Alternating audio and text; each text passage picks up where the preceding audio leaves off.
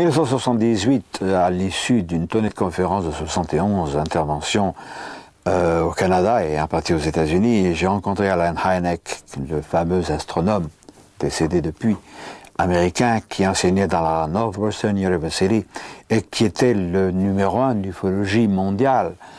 Alan m'a fait un cadeau, c'est cet agrandissement de la cabine Apollo 11 que vous voyez derrière moi. Cela pour nous amener peu à peu aux États-Unis, où, bon, bien sûr, il y a davantage d'observations d'OVNI parce que c'est un territoire immense. Mais bien que la censure existe aux États-Unis comme partout ailleurs sur la Terre, paradoxalement, l'information y est plus libre. Et nous allons nous en rendre compte au cours de cette vidéocassette.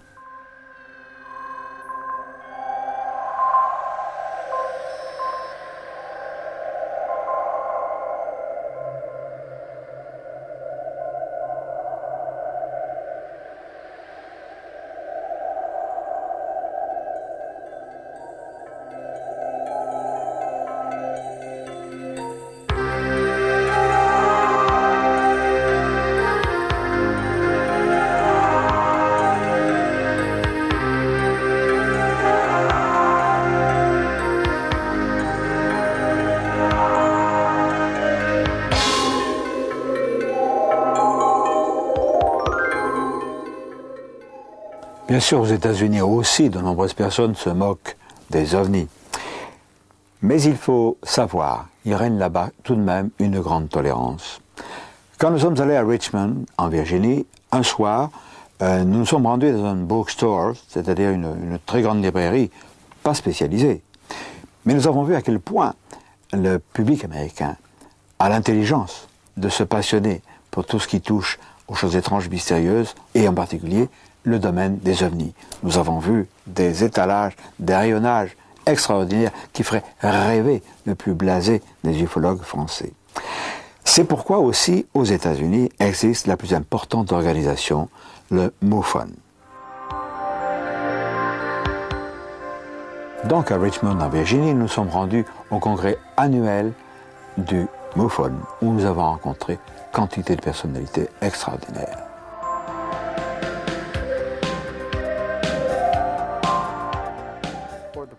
En France, le MUFON n'est pas connu. Pourriez-vous nous le présenter? Oui, je suis le directeur international du réseau mutuel OVNI, dont les initiales sont MUFON, M-U-F-O-N. Nous sommes la plus grande organisation OVNI au monde. Nous couvrons toute la planète. Aux États-Unis, nous avons un directeur pour chaque État et nous divisons chaque État dans un groupe de comtés où des directeurs de section supervisent les enquêtes sur les OVNI dans leur secteur. C'est ainsi que nous obtenons nos données brutes qui deviendront nos rapports et nos études. Nous avons environ 167 consultants qui sont titulaires d'un doctorat. Ce sont des docteurs en médecine, des psychiatres et même des vétérinaires, des chirurgiens et autres. Nous avons également plus de 200 personnes qui sont titulaires de maîtrise, que nous appelons des chercheurs spécialisés, afin de couvrir un vaste champ de compétences. Parce que l'ufologie, d'un point de vue scientifique, aborde de nombreux domaines. Nous avons découvert que 80 à 90% de nos données brutes s'avéraient être quelque chose de banal pouvant être expliqué. Le plus souvent, il s'agit de débris venant de l'espace ou de la planète Vénus, ou bien la Lune vue sous des conditions inhabituelles. Des choses naturelles, des avions publicitaires et ainsi de suite. Mais 10 à 20% défient toute explication. C'est ce que nous appelons les ovnis et c'est ce qui nous intéresse. Parmi ces cas résistants à toute explication, nous allons citer bien sûr celui de Gulf Breeze, qui est un golfe près de Pensacola, en Floride. Et là, nous allons constater que les autorités font un blackout particulier parce qu'elles sont directement impliquées. C'est Donald Ware, un remarquable ufologue américain, qui va nous en parler. Depuis ma retraite de l'armée de l'air américaine, je suis ufologue et j'ai vu des ovnis, 7 fois dans la région de Gulf Breeze et Pensacola. C'étaient des observations d'ovnis du type lumière rouge, parfois des lumières blanches. Ce ne sont pas des observations rapprochées comme Ed Walters a pu le photographier. Sur 18 observations photographiques, il a pu prendre 41 bonnes photos d'engins extraterrestres. Sur 2 des photos, l'OVNI évoluait à environ 1 mètre du sol. Il y a eu beaucoup de cas. Et combien? Je pense environ 600 pendant les 4 ou 5 dernières années pour cette région. Notre équipe de recherche, pour une période de 18 mois, a répertorié des observations d'OVNI 175 fois.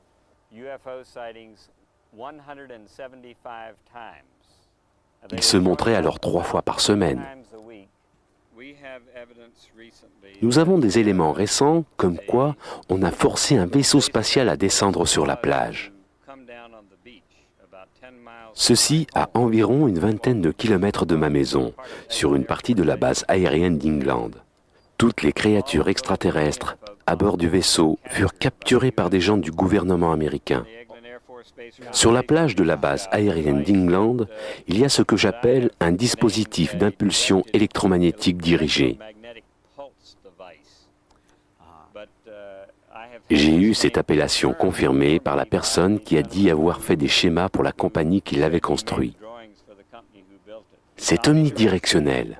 Vous pouvez le pointer dans la direction que vous voulez. Cela va générer un rayon d'énergie électromagnétique qui, d'après mon expérience militaire, a des effets dévastateurs sur tout ce qui est électronique. À un très bas niveau, cela peut être utilisé pour tester la résistance électromagnétique d'équipements de guerre électronique. Peut-être pour tester des avions qui ont été électroniquement protégés contre ce genre d'impulsion. Ou bien, si vous augmentez la puissance, cela peut causer la défaillance des systèmes électroniques sur des avions ou bien sur des véhicules extraterrestres. C'est peut-être cela qui a fait descendre cette chose. Le véhicule a alors été transféré à la station aérienne navale de Pensacola. Les chefs d'état-major de l'armée américaine se sont rencontrés à la station navale aérienne de Pensacola le 21 août 1988. Ils ont visité un hangar qui était sous haute surveillance, équipé d'air conditionné depuis plusieurs semaines avant cela. Nous n'avons pas de preuves, mais nous avons beaucoup d'éléments circonstanciés comme quoi c'est ce qui est arrivé. Le cas de Gulf Breeze aux États-Unis est parfaitement connu, mais c'est pas vrai pour nous en Europe. Aux États-Unis, il faut le dire, l'information circule. Il y a une production énorme d'ouvrages sur l'ufologie. Nous nous en sommes rendus compte au congrès du MUFON à Richmond, à Virginie, avec l'abondance des stands qui proposaient des livres neufs, bien sûr, des nouveautés, mais aussi de très vieux bouquins. Et j'ai eu la surprise de trouver la traduction de mon bouquin « Les soucoupes volantes viennent de notre monde », un documentaire, qui est paru en 1954 en France, mais la traduction anglaise a été publiée en 1956. C'était une pièce de musée. En dehors des ouvrages, documentaires et autres, il y a un envahissement de gadgets touchant directement ou indirectement l'ufologie, les t-shirts, des autocollants de diverses sortes. Et puis il y a des porte-clés, il y a des ceinturons. Vous voyez même ici un petit gris, un short grays. Ce n'est pas du mercantilisme, c'est entré dans les mœurs. Il y a une chose, par exemple, qui n'est pas du tout divulguée en France. Bien des ufologues même rigolent comme des imbéciles. Ce sont les jeunes femmes qui sont enlevées, qui sont inséminées, qui sont, disons-le, des sortes de mères porteuses, puisqu'au 3e mois de leur grossesse, elles subissent l'extraction du fœtus. Et c'est dramatiquement vrai. C'est un fait maintenant qu'ils enlèvent des hommes et des femmes afin d'utiliser leurs ovules et spermatozoïdes pour inséminer des femmes.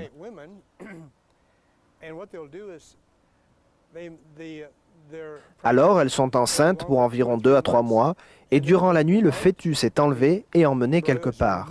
Nous ne savons pas où. Ils les placent dans des cages en verre. Il y en a des murs entiers.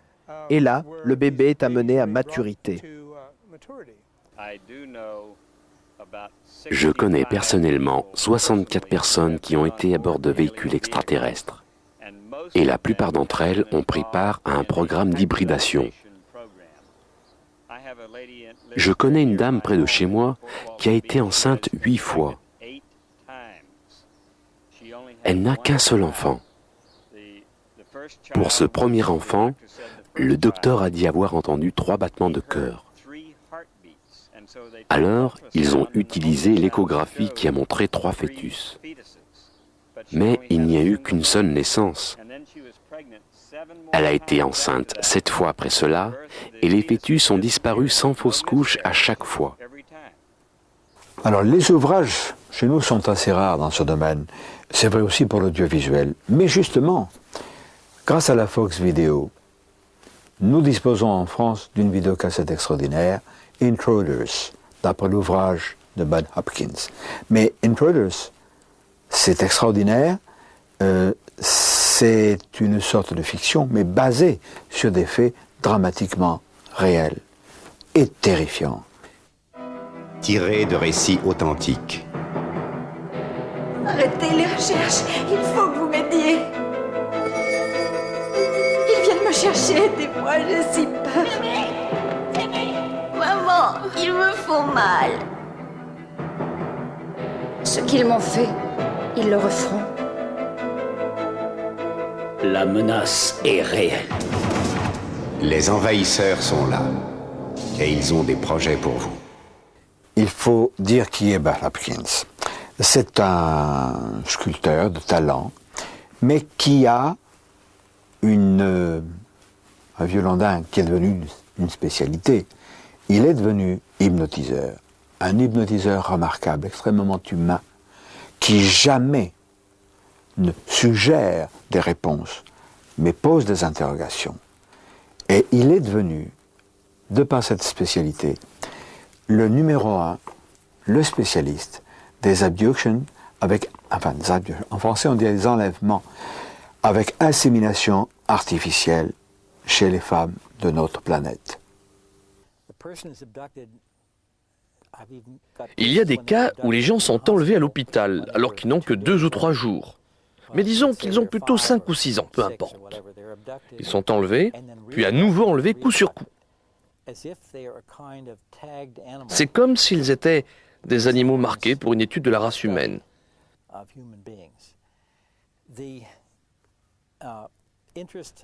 L'intérêt de ceux qui sont dans les ovnis est très clairement exprimé dans le film. Ils se focalisent sur ce qui est génétique et reproduction. Des échantillons de sperme et d'ovules sont prélevés sur les hommes et les femmes. La personne est enlevée plusieurs fois. Dans le cas d'une femme, le plus souvent, celle-ci est enlevée et inséminée.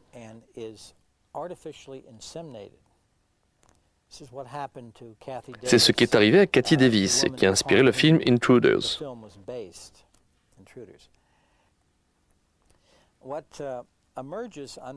Ce qui ressort sous hypnose, et même parfois des souvenirs qui reviennent naturellement, c'est que la femme est à nouveau enlevée et que le fœtus en développement est retiré. Parfois, elle peut se rappeler un enlèvement précédent où elle est inséminée artificiellement par une sorte d'instrument. Il ne s'agit pas d'un procédé ou d'une chose sexuelle au sens où nous comprenons le sexe. C'est mécanique et clinique. Donc, elle est réenlevée, le fœtus est retiré et la personne n'est plus enceinte. Et ceci, bien qu'il y ait eu des échographies du bébé et tous les signes de grossesse. Elle est alors réenlevée et on lui montre un petit bébé. Ce bébé a des caractéristiques très étranges, moitié humain, moitié extraterrestre. Extraterrestres, vous voulez dire les gris? Oui, les gris. Les occupants des ovnis ont de très grands yeux, une très grande tête et un corps très chétif. S'ils ont des cheveux, il s'agit des hybrides. Les cheveux sont très fins, blancs et ne couvrent pas toute la tête. La personne est donc réenlevée et on lui demande de tenir le bébé. Et c'est comme si les extraterrestres pensaient qu'il y a quelque chose de magique dans le contact humain, dans le contact avec une mère. Il y a même des cas où ce sont des hommes qui sont enlevés, comme s'ils avaient contribué à la naissance de cet enfant et où on leur demande de prendre ses enfants. Maintenant, tout ceci a l'air complètement fou et je l'admets. Mais quand vous avez des centaines, voire même des milliers de cas, vous êtes forcé de prendre tout cela avec sérieux. Alors Bud Hopkins a voulu aller plus loin. Il a imaginé un sondage, élaboré d'ailleurs avec un institut de sondage, pour savoir combien de personnes et de quelle manière des personnes pouvaient avoir été victimes de ce qu'on appelle des enlèvements. Alors, je vais donc vous lire minutieusement ces 5 questions.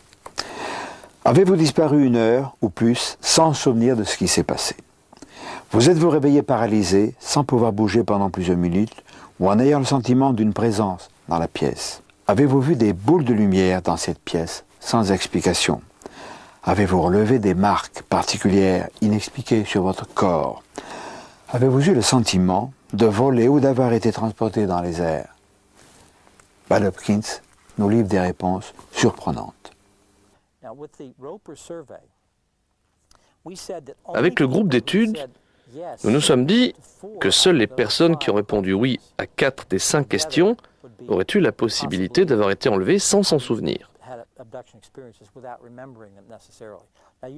Vous ne dites oui qu'à une seule question et vous n'êtes pas retenu. Mais les gens qui ont répondu oui à 4 des 5 questions totalisent 2% de la population, ce qui fait 1 personne sur 50. Et si la population des États-Unis est de 250 millions de personnes, alors nous avons affaire à un très grand nombre d'enlevés. Alors 2% de 250 millions d'habitants aux États-Unis, cela fait 5 millions de personnes, 5 millions d'Américains qui ont été, ou disons qui auraient été, mais moi je pense, qui ont été enlevés par ces êtres. Ces êtres qui, à l'échelle planétaire maintenant, parce qu'il n'y a pas que les Américains, on commence à avoir en France des activités de gris. Par exemple, non pas celui-là, négligeons celui-là, mais celui-ci a sévi quelque part dans l'est de la France. Il n'y a pas tellement longtemps. Et cette enquête, nous sommes en train de la mener. Alors, pour en revenir à ce phénomène mondial, nous ne connaissons pas exactement les intentions des gris. Oh, bien sûr, insémination, mutilation. Mais les autorités se taisent. Je le répète, c'est le blackout. Alors, il faut aller plus loin et écouter ceux qui ont fait des constatations, ceux qui ont enquêté, ceux qui savent.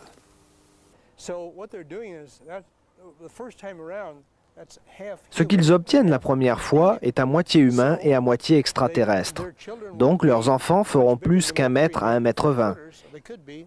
Ils pourront atteindre la taille d'1,50 m. En croisant ainsi de suite, et ceci pendant des années, ils créent une nouvelle espèce qui a de l'endurance et de la force. Parce que s'ils ne font pas ça, ils vont disparaître, ils n'existeront plus. Je pense que c'est leur méthode pour garder leur espèce en vie. Je pense que la principale raison pour qu'il y ait un silence des gouvernements est la suivante.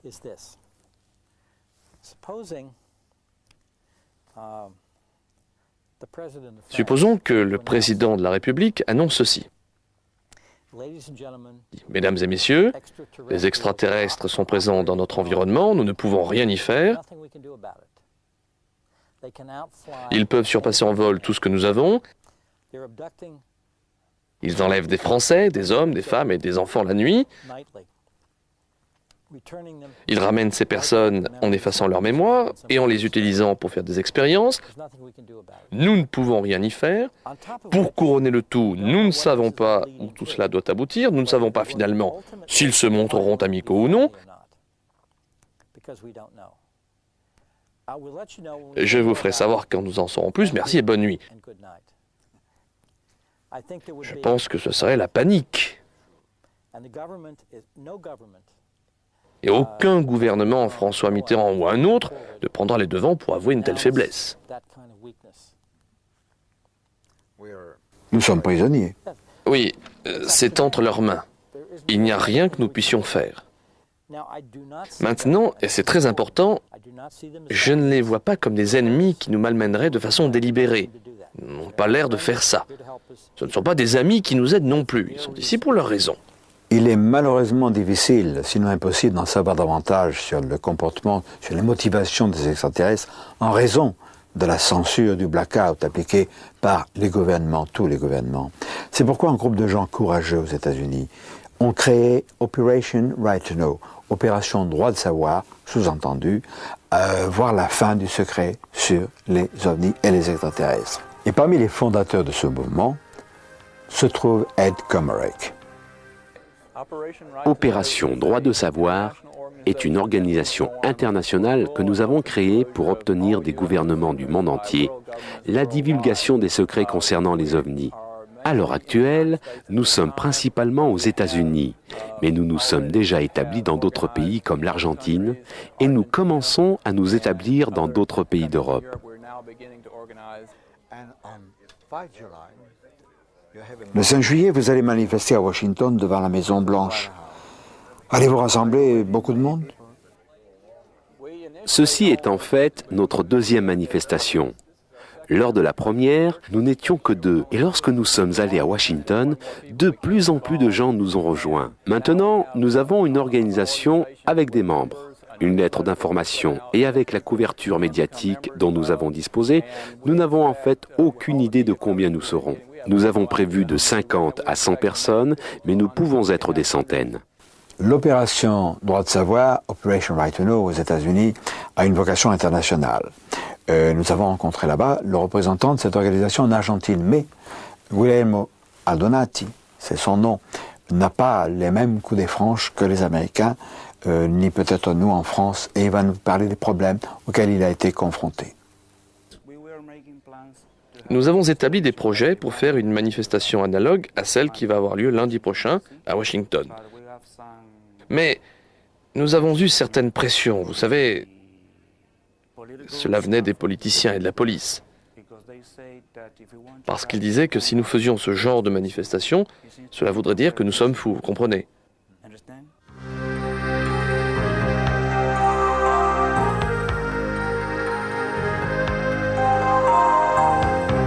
Le 5 juillet 1993, nous allons à Washington, la capitale fédérale des États-Unis, retrouver Operation Right to Know et sa manifestation devant la Maison-Blanche.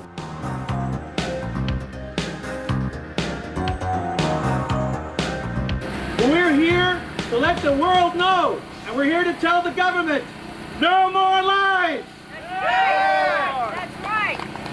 Nous nous retrouvons donc au parc Lafayette, où des intervenants vont se succéder, avant la marche symbolique en face de la Maison-Blanche.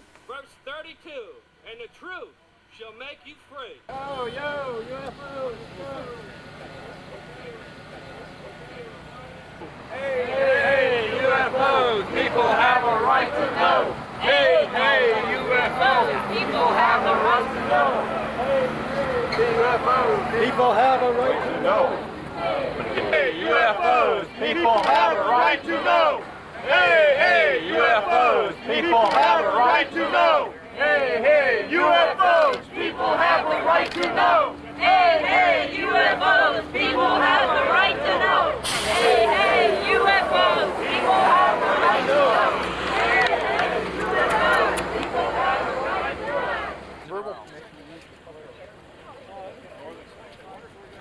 Hélène Douglas, vous êtes la fondatrice avec vos amis du mouvement Opération Droit de savoir.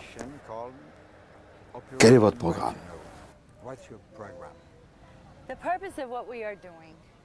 Notre intention est de donner aux gens qui savent la vérité sur les ovnis le courage de rendre publiques leurs informations. Le Congrès reste en place, le gouvernement maintient son contrôle par le simple fait que les gens sont embarrassés et sont effrayés à l'idée d'être ridicules en faisant une déclaration publique. Maintenant, une manifestation comme celle que nous avons faite aujourd'hui est le prototype d'une déclaration publique. Et nous allons être un exemple pour toutes les autres organisations OVNI. Nous disons, voyez, cela peut être fait, la presse est venue et ils ne se sont pas moqués de nous. Quand nous avons fait cela, nous avons passé un bon moment et vous devriez le faire, car c'est ainsi que nous en finirons avec cette dissimulation. Nous allons, après notre amie Hélène de Glace aux États-Unis, retrouver en France, on fait un petit saut comme ça, notre ami Claude Chapeau. Claude Chapeau, tu as eu une formation scientifique, tu as écrit des bouquins, et tu as créé en France, on le rend public aujourd'hui, non pas Operation Right to Know, puisque nous sommes en France, mais Opération Droit de Savoir, sous-entendu la levée sur le secret dont sont entourés tous les phénomènes OVNI, les extraterrestres, etc. Je pense qu'il faut avoir le plus de volontaires possible pour pouvoir créer cette association. Ensuite, il faut la développer. Et pour la développer, nous avons besoin du concours et de la télévision, des médias. Je pense que c'est comme ça que je vois les choses. Sinon, ce n'est pas possible. Il faut souligner que tu entends d'abord réunir autour de toi un nombre important de scientifiques. Tu as déjà des scientifiques. Il faut que les hommes de science, intelligents et honnêtes, qui n'ont pas peur de se commettre avec des gens comme Claude Chapeau, qui est quand même lui aussi un scientifique, et qui a le courage de secouer la poussière des interdits pour dire « nous sommes confrontés à un phénomène dont on sait parfaitement qu'il s'agit d'engins matériels venus d'ailleurs, essayons d'aller un peu plus loin ». Et nous avons pour cela besoin évidemment d'hommes de science. Oui, nous allons surtout nous occuper d'une partie médicale qui est très intéressante, qui va être, je pense, faite par mon neveu, qui est médecin biologiste et qui a travaillé à l'Institut Pasteur. Nous pensons, grâce à toutes les associations qui existent en Europe, avoir réunir le plus de patients possible qui auraient été enlevés, ce que disent les Américains, les fameux abductees. Et ces patients, nous leur ferons des examens, toutes sortes d'examens, des examens biologiques, des examens radiologiques, et surtout, par la psychiatrie, nous les mettrons sous hypnose, de manière à savoir exactement ce qu'ils ont vécu lorsqu'ils ont été enlevés. Voilà, je pense que c'est la chose la plus importante que nous devons réaliser ici, en France et en Europe. Alors, nous allons donner l'adresse à laquelle le public va pouvoir écrire. Claude Chapeau, tu es la cheville ouvrière de cette organisation. Tu vas recevoir un morceau de courrier. Alors évidemment, on n'est pas contre le fait de recevoir 2 timbres pour la réponse, hein, parce que tout ça coûte cher. Je ne vais pas sortir une CBI pour faire la quête, mais sous-entendu, si on peut aider cette organisation, eh bien, par avance, merci. Alors, c'est pas fini, parce que ce silence qui entoure le problème des officiels, leur volonté de faire le blackout, tient au fait que les autorités sont complices et impliquées directement dans ce cover-up, dans ce blackout, dans cette loi du silence.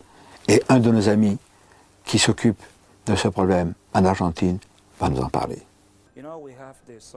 Maintenant, nous avons des gris, ces êtres gris. Les gris. Avez-vous des bases souterraines? Nous avons des bases souterraines dans la ville de Victoria. C'est peut-être pourquoi on ne veut pas nous laisser expliquer aux gens ce qui se passe ici. Vous avez des enlèvements aussi? Oui. Et des hommes et des femmes?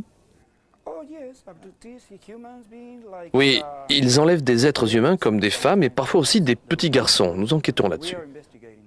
Les bases extraterrestres sont planétaires. Elles sont réparties partout de par le monde. Et nous avons vu qu'elles étaient protégées par leur enfouissement sous des bases militaires. C'est ainsi qu'aux États-Unis, par exemple, au sud-est de Washington, la fameuse baie de Chesapeake abrite certainement l'une de ces bases. Dans les régions en particulier, il y a la fameuse base de Norfolk. Pourquoi je dis fameuse?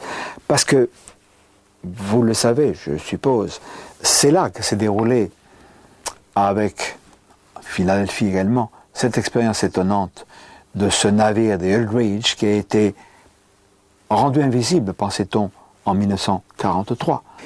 Ce navire s'est dématérialisé de Philadelphie, s'est matérialisé à Norfolk, des témoins en attestent, il s'est de nouveau dématérialisé là pour revenir à Philadelphie à 640 km. Nous sommes allés à Norfolk, nous avons vu certaines installations, nous avons vu notamment sur les cartes, parce que ce n'est pas des panneaux touristiques qui l'indiquent, qu'il existe dans une zone au sud-sud-est de la baie de Chesapeake, une zone avec des perturbations magnétiques.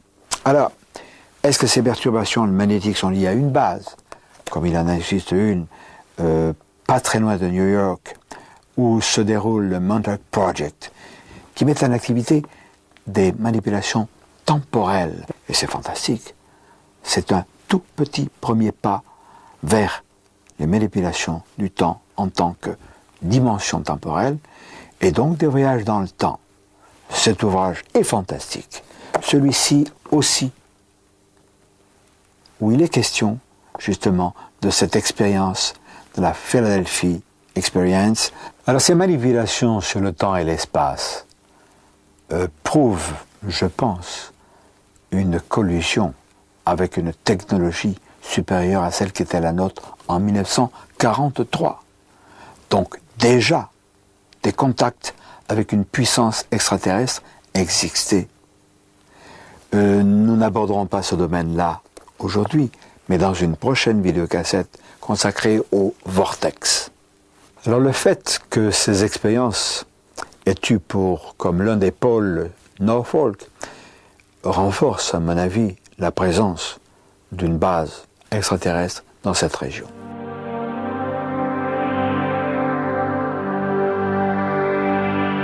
Pour en savoir plus sur les bases extraterrestres et leurs activités, dirigeons-nous vers le Nouveau-Mexique.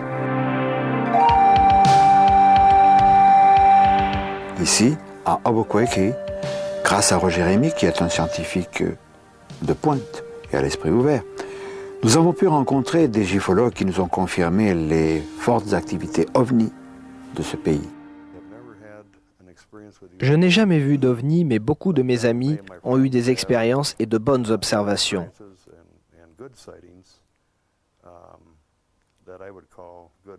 C'est ce que j'appellerais des observations sérieuses. Ce n'était pas seulement une étoile filante ou un avion ou quelque chose comme ça. Je pense qu'on a de fortes chances de voir un ovni au Nouveau-Mexique. C'est une très bonne région. Pourquoi ici et pas au Manitoba ou en New Hampshire ou en d'autres États des États-Unis?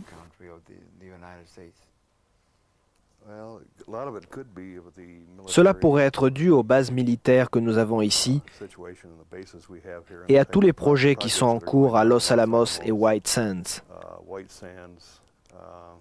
Je crois que cela peut représenter un intérêt pour les extraterrestres.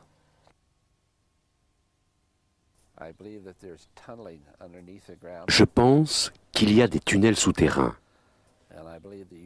Et je crois que les ovnis se déplacent à l'intérieur de ces tunnels. Ils doivent entrer dans ces tunnels en faisant une sorte de distorsion temporelle.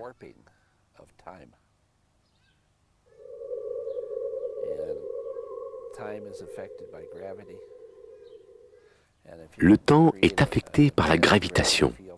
Si vous pouvez créer un champ gravitationnel très intense pour quelques secondes, alors vous pouvez changer l'espace-temps. Je pense qu'il est évident que ces créatures dans les ovnis ont de grandes connaissances en ce qui concerne l'espace. La physique newtonienne, la physique einsteinienne, la physique quantique et ainsi de suite. Ils en savent beaucoup et ils savent comment manipuler ces choses. Voici la raison pour avoir des tunnels. Si vous avez une base, de toute évidence, une base militaire comme Kirtland ou comme Los Alamos, celle-ci se trouve au milieu de régions habitées où il y a beaucoup de gens. Si vous avez des ovnis qui décollent et qui atterrissent de Los Alamos ou qui décollent et atterrissent de Kirtland, il est évident qu'un grand nombre de gens vont les voir. Pour être plus clandestin, pour être plus secret, Vous volez dans les tunnels et vous sortez à un endroit où personne ne va y prêter attention. Je pense qu'il y a des tunnels qui vont du mont Arculeta à Los Alamos. Je pense aussi qu'il y a des tunnels dans d'autres endroits du Nouveau-Mexique. Peut-être qu'ils partent du VLA. Ce sont de très grandes antennes. Le Very Large Array est une installation de radiotélescope, une succession d'immenses coupoles, comme nous le voyons, qui utilise le principe de l'interférométrie. Megaseti, justement, utilise ce Very Large Array. Megaseti, dont on a dit qu'il faisait des recherches sur les communications extraterrestres, moi je veux bien. Il semble en réalité qu'il y ait là aussi, là-dessous, une notion d'étouffoir, minimiser le programme de recherche sur les ovnis pour monter Megaseti. Paul Picard a d'ailleurs écrit un ouvrage remarquable sur le phénomène ovni, sur les recherches, et il nous parle de ce Megaseti. Au Nouveau-Mexique, il y a eu de nombreux crashs d'ovnis. Nous le répétons, on le répétera jamais assez. Et l'un de ces crashs a été transposé en Suisse par Sidney Sheldon dans ce bouquin publié aux Presses de la Cité, qui est une fiction basée sur des faits. C'est passionnant.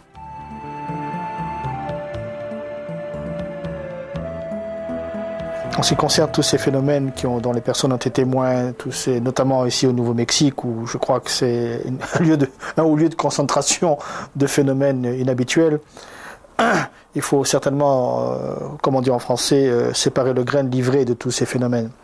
Et quand on a fait ce travail, on s'aperçoit qu'il reste un substrat de phénomènes inexpliqués dans le domaine des crashs. Et depuis 1947, je crois avoir dit au cours d'une de nos entrevues que j'ai eu entre mes mains des samples, des échantillons de matériaux. Certains des échantillons provenaient de matériaux très secrets d'engins terriens qui étaient crachés. D'autres, par contre, on ne savait absolument pas d'où ils venaient et on ne pouvait en avoir aucune idée. Mais en fait, disons que la communauté politique et scientifique est très, très muette sur ce sujet. Et ça se comprend parce que les gens ont très peur. Les gens ont très peur de choquer l'opinion publique. Les gens ont très peur de choquer l'opinion scientifique ou religieuse, ce qui est parfois la même. Jérémy, je voudrais que tu nous parles d'un couple que tu connais bien. Avant de l'interroger, je voudrais savoir ce que tu penses de cet homme et son épouse. Ah ben écoute, c'est des gens... Disons Stewart et c'est Norma. C'est Norma et Stewart. Et c'est des gens qui m'ont été présentés il y a pratiquement un an et demi.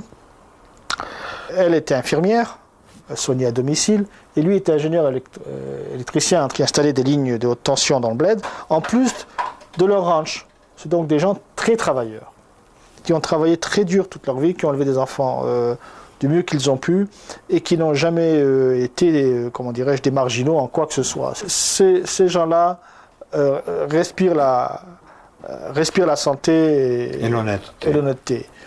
Bon, ça c'était la première impression que j'ai eue. Ensuite, quand ils ont commencé à me raconter leur histoire, qui au départ était absolument invraisemblable, comment des gens qui ont vécu en plein désert, qui sont sains d'esprit, qui sont stables, pouvaient à brûle pour point me sortir une histoire avec des rencontres d'un autre type, du troisième type, pratiquement.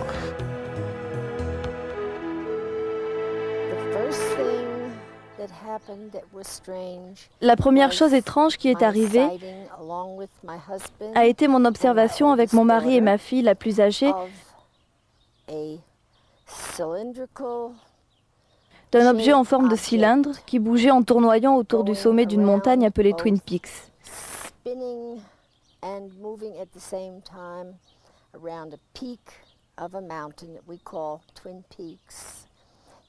C'est dans les environs d'une région que nous appelons Mangus, au Nouveau-Mexique. C'est arrivé une fois avec mon mari, ma fille et moi-même, et une fois juste avec mon mari et moi-même. C'est la montagne où nous avons vu cet ovni qui évoluait en tournant tout en haut de ce pic.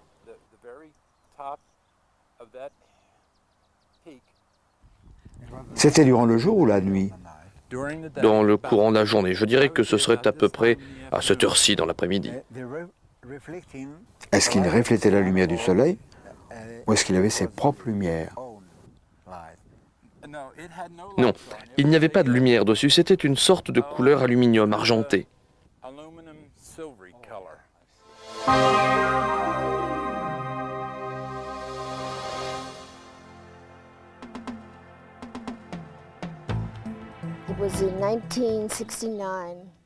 C'était en 1969.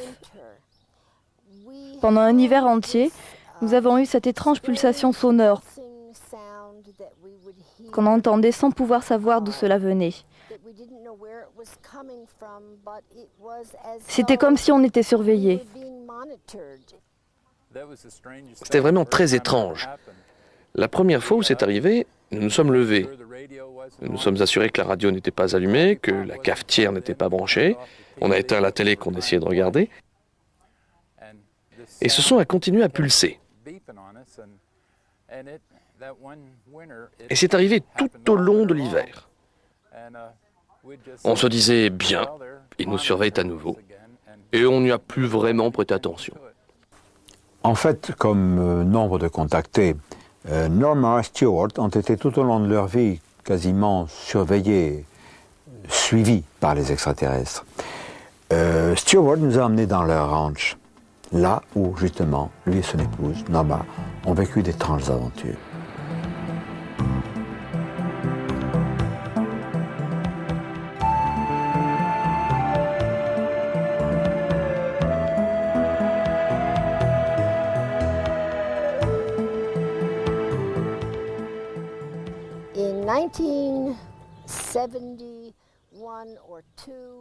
En 1971-72, je regardais par la fenêtre de ma cuisine et j'ai vu cet objet pas si grand que ça.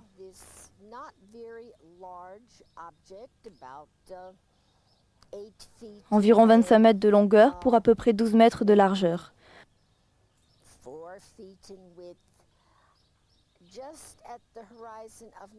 Juste à la limite de la fenêtre de ma cuisine.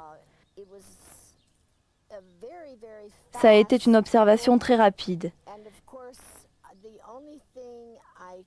Et la seule chose dont je me souvienne véritablement est cette magnifique couleur dorée sur le dessous. Il y a une montagne pas loin. Alors j'ai couru vers l'autre fenêtre de ma cuisine pour voir où il allait s'écraser, car j'étais certaine qu'il ne pourrait pas s'élever à temps pour passer au-dessus de la montagne. Et il n'y avait rien là-bas. Il y a une fois où ma sœur est venue nous voir. On lui a raconté pour les ovnis qu'on observait. Elle nous a dit qu'elle aimerait en voir un.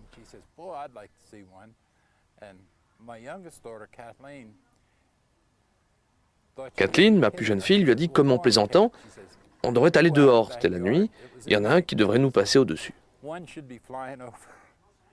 Et bien sûr, il y en a un qui nous a survolé juste au-dessus des arbres, avec ses lumières allumées. Ma sœur était absolument étonnée qu'elle ait pu voir une chose pareille. Et nous étions étonnés que ce se soit passé comme Kathleen l'avait dit, viens dehors et on en verra un. Quand on les écoute, on est pratiquement envoûté par le récit de ces personnes. Que ce soit cette brave dame Norma, son aimable mari et ses enfants. Donc quand même, ça serait une conspiration familiale. C'est impensable. Et quand on voit ces personnes, il est très difficile de penser à ce genre de manipulation, ou de manipulation extérieure. Donc il ne fait aucun doute qu'ils disent la vérité. Ils ont été du reste traumatisés puisqu'ils ont maintenu ça sous cap pendant au moins 15 ans. Et qu'il a fallu un énorme climat de confiance et d'affection pour qu'ils puissent parler. Je pense qu'il est possible que Norma Pitt ait subi un enlèvement.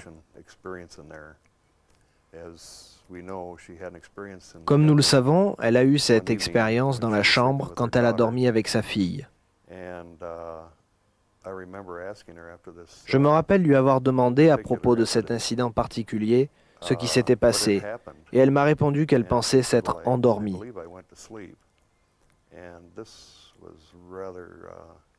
Et c'est plutôt un bon signe en faveur d'un enlèvement. Ma fille, je suppose, dormait sur le ventre. J'étais couchée sur le dos. C'était juste avant que je m'endorme. J'ai ouvert les yeux et j'ai vu un cercle de lumière blanche sur le plancher de la chambre. Mais cela venait à travers le toit, comme ceci.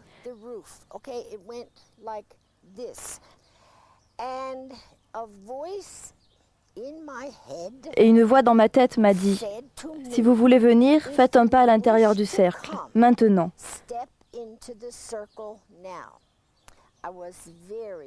J'étais très effrayée. Je ne pouvais pas savoir qui c'était ou ce que c'était.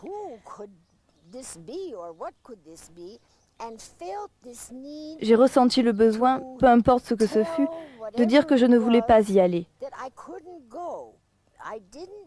Je ne voulais pas admettre que j'avais peur. Je voulais avoir une bonne raison.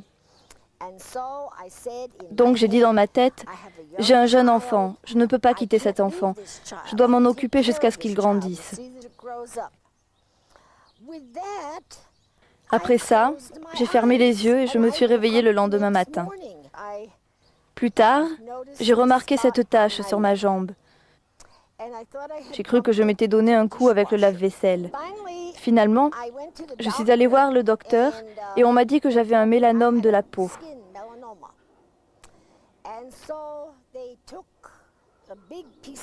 Ils ont fait un gros prélèvement sur ma jambe pour me dire après que je n'avais pas de mélanome.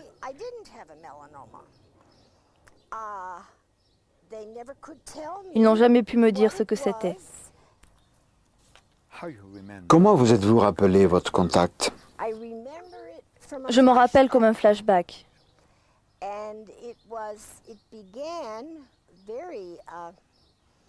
Ça commence alors que je suis très calme et que je suis à l'intérieur d'une pièce qui est ronde et d'un gris cotonneux.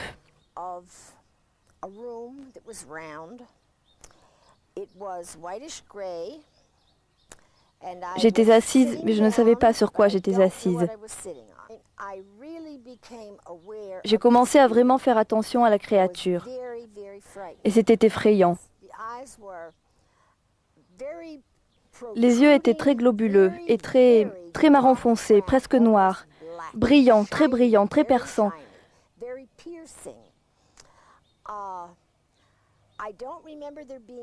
Je ne me rappelle pas qu'il y ait eu un nez et la bouche était très petite, une très petite bouche. Je ne me rappelle pas non plus s'ils avaient des oreilles ou pas. Mais je me rappelle que je ne pouvais pas voir le cou, parce que le menton descendait jusque sur la poitrine.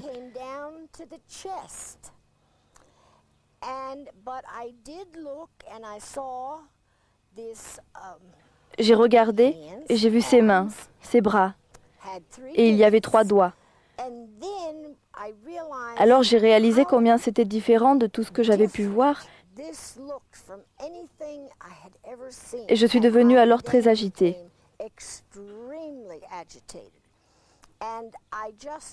J'ai alors littéralement fermé mon esprit. J'ai décidé que je ne voulais pas en savoir plus. Point. Et je n'ai plus eu jamais d'autres souvenirs depuis que c'est arrivé. Vous voyez, pour tout cela, j'ai l'air de le prendre comme si c'était naturel.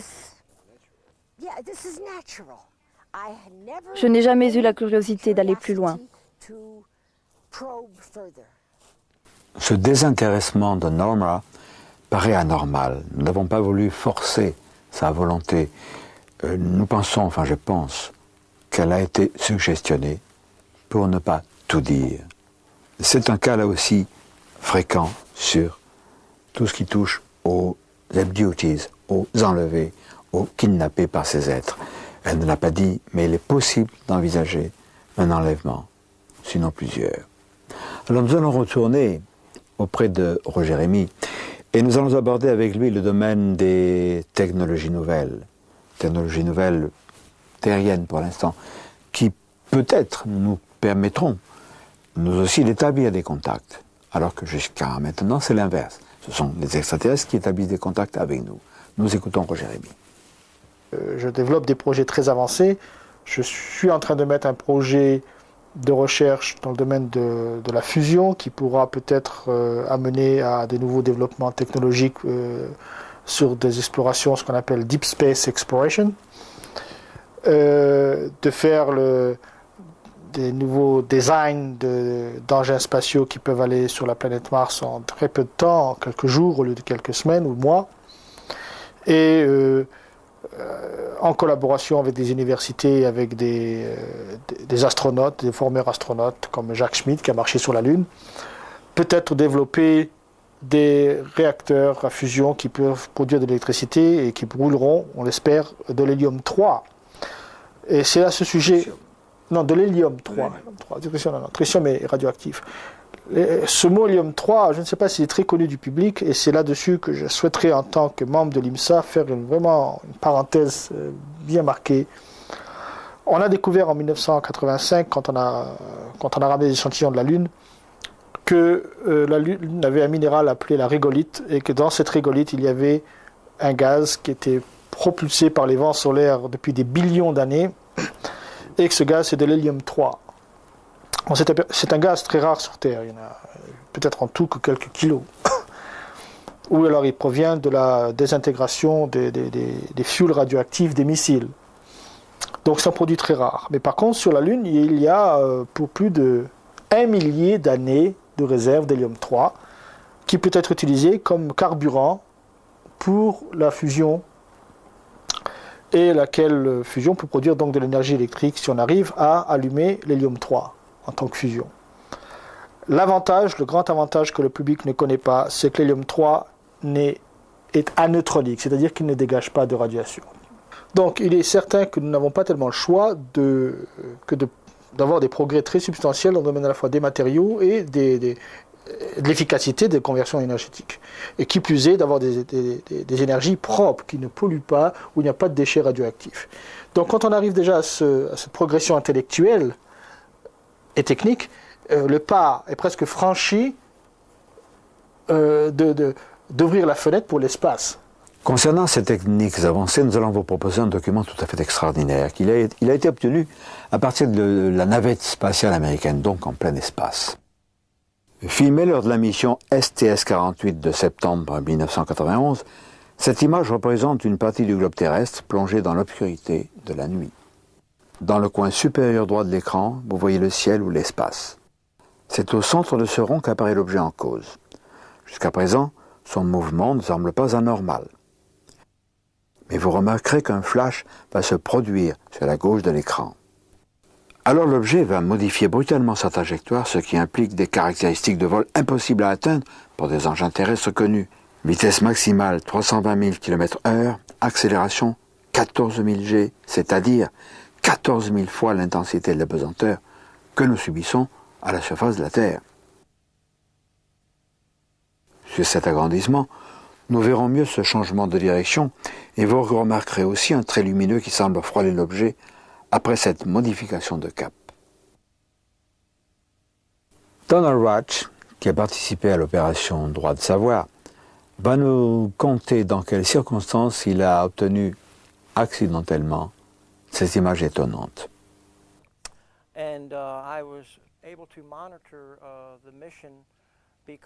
J'ai pu regarder cette émission parce que sur ma télé par câble, le canal 6 est celui du collège de ma ville. Et sur leur campus, ils ont une antenne satellite. Ils reçoivent les signaux de la NASA qui viennent de l'espace. Le signal est ainsi passé par la télé par câble et je l'ai enregistré avec mon magnétoscope. J'ai ainsi enregistré 12 heures d'émission. Et quand j'ai regardé celle-ci, j'ai remarqué qu'un segment appelé événement numéro 2 montrait un objet montant le long de la limite de la Terre. Celui-ci passait le long de la courbure de la Terre et alors un flash lumineux apparaît.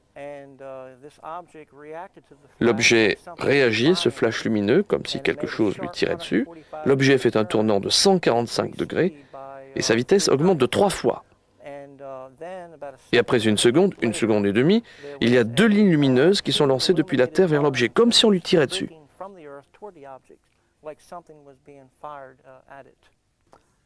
Qu'a dit la NASA? Je me suis tourné vers mon député et lui ai envoyé une copie du film. Elle a alors transmis à la NASA. Ils ont envoyé une réponse dans laquelle ils maintenaient que l'objet était un débris et que ce débris n'était qu'à quelques trentaines de centimètres de la caméra. J'ai alors envoyé le film à Richard Hoagland, qui avait fait des études sur les monuments de Mars. Lui et un docteur en physique ont analysé le film et sont arrivés à la conclusion que l'objet n'était pas à quelques mètres, mais à 2800 km de la caméra. Vous remarquerez que la NASA a parlé de débris de glace. De glace, pas de glace à la vanille, bien sûr, ni de glace de morceaux de miroir, non, mais d'une glace qui se forme autour de la navette. Donc la NASA authentifie, s'il s'agissait de glace, authentifie le film comme étant pris effectivement depuis une navette spatiale. Ça, c'est très important. Mais la manière, la vitesse, dont le déplacement de cet engin, tout ça, est quelque chose de tout à fait bizarre et insolite qui ne correspond pas avec notre technologie. Alors peut-on invoquer une origine extraterrestre pour cet objet? Pourquoi pas? Mais alors pourquoi ces flashs, ces tirs soi-disant laser? D'après Roger Rémy, il pourrait s'agir d'une nouvelle technologie mise en œuvre par l'Air Force. Bon, nous savons que l'Air Force travaille sur des projets extraordinaires. Voici un document émanant de la NASA. Oh, nous ne l'avons pas volé, nous ne l'avons pas dérobé. C'est un document qui est disponible. Et il fait état de choses tout à fait étonnantes dans le domaine de la technologie. Sur ce document, il est question par exemple de projets de véhicules spatiaux utilisant la fusion, et cette fusion amorcée par des tirs laser. L'important dans le film de la navette spatiale, c'est qu'il y a une anomalie qui est gênante. Cet objet, à l'évidence, n'est pas touché par les tirs des faisceaux laser ou autres. Est-ce qu'il ne s'agirait pas d'une technologie mixte, élaborée avec le concours des extraterrestres? Mais précisons que ces recherches de pointe, selon Roger Rémy, qui est quand même placé pour le savoir parce qu'il fait partie de ces chercheurs de pointe, peut avoir une seule origine terrestre. Il a peut-être raison. Peut-être que des chercheurs d'aujourd'hui, des chercheurs d'avant-garde, ont réalisé ce que nos visiteurs ont accompli et se sont dit, mais pourquoi pas nous? Et qu'ils se sont lancés dans cette voie. Et Roger fait partie de ces chercheurs de pointe qui vont peut-être nous ouvrir les clés du cosmos. Donc aujourd'hui, nous arrivons à cette limite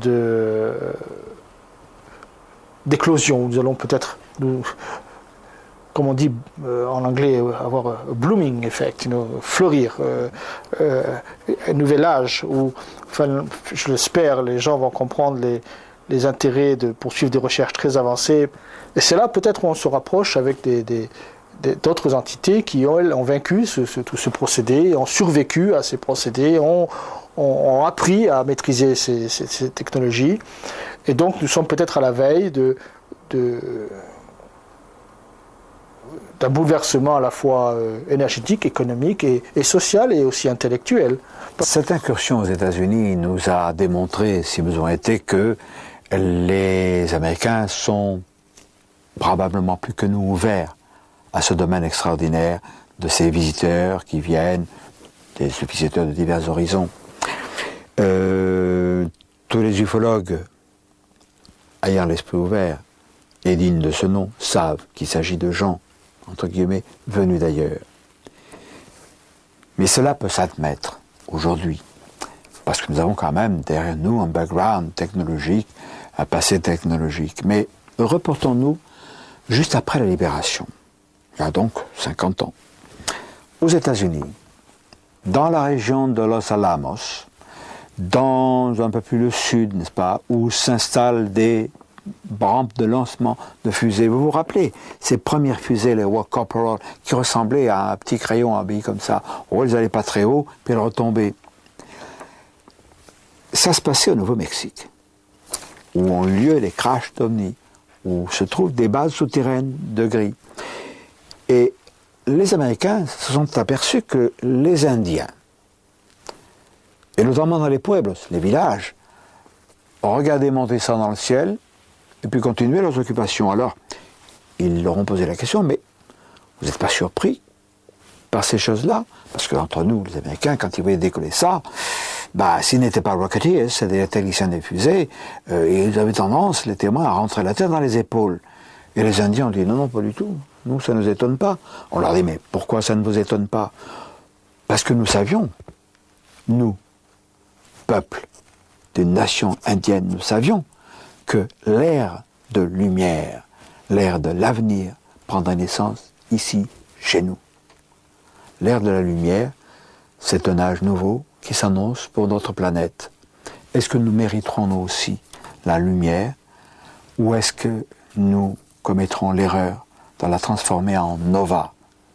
Et ce pourrait être alors la fin de notre monde. Mais ne soyons pas pessimistes.